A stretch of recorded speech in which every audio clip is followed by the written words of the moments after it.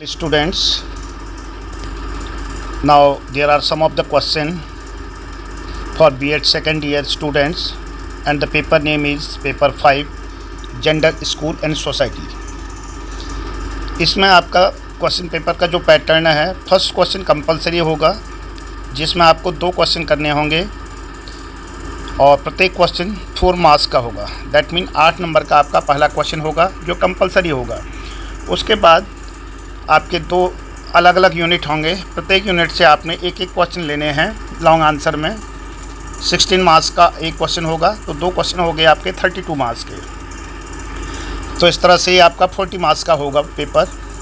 तो कुछ क्वेश्चन हैं जो आप अपने आप तैयार करें, अच्छी तरह से देख लें कि आप कितना जो है इसमें रेडी हैं।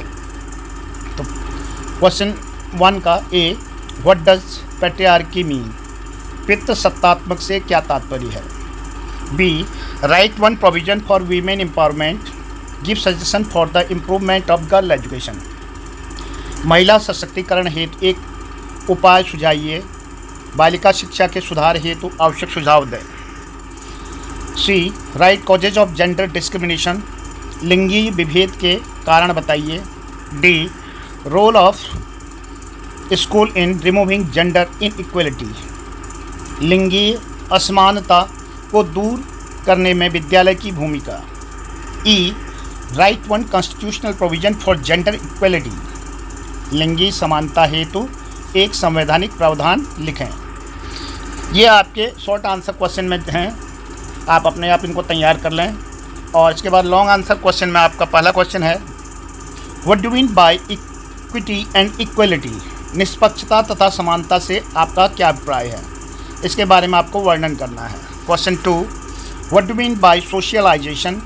What are the agencies of socialization? Describe social theory on gender. सामाजिकरण का क्या अर्थ है? सामाजिकरण के साधन कौन कौन से हैं? लिंग के सामाजिकरण सिद्धांत का वर्णन कीजिए। इसके बाद नेक्स्ट क्वेश्चन है third, what is the status of women in India? Describe the problems of women in India and efforts to solve their problems. भारत में स्त्रियों की स्थिति क्या है? भारत में स्त्रियों की समस्याओं तथा उनकी समस्याओं के समाधान हेतु प्रयास का वर्णन कीजिए। Fourth question, what is relationship between man and society?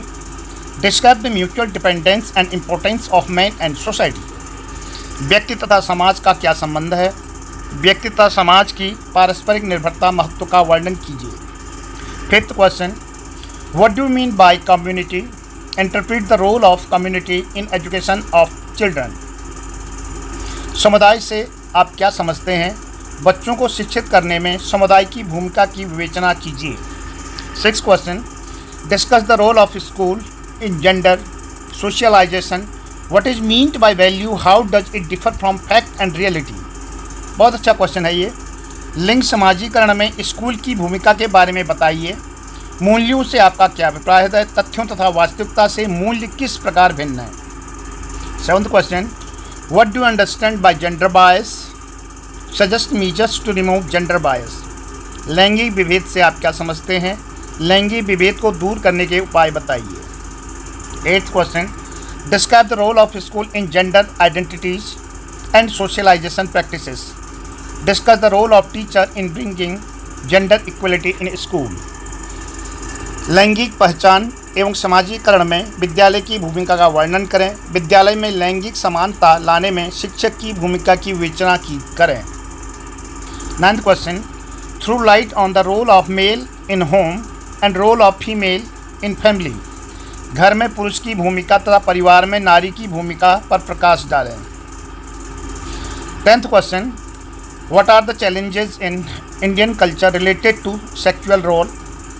Explain and give remedies for these. भारतीय संस्कृति में लैंगिक भूमिका संबंधी कौन कौन सी चुनौतियां हैं, स्पष्ट कीजिए तथा इनके समाधान के उपाय बताइए। जो आपका 9th क्वेश्चन है, when we talk about the equality, gender equality, then always think that it's not the equality with respect to the physical structure and others, it is the equality with the response of role and responsibility. घर में कभी कभी कोई gents कह देते ना, मेरा काम खाना बनाना नहीं है, मेरा काम चूल्हा चौका करना नहीं है, मेरा काम चाय बनाना नहीं है, तो क्या ये लेडीज़ का या महिला का काम है? No, both are equal.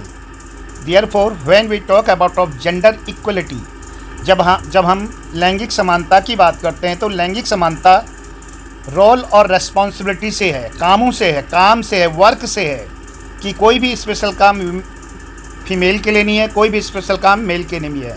Both the work is for both, that is for the male and female. I think that it's enough for this day. तो एक बार इसको अच्छी तरह देख लीजिएगा, ठीक है।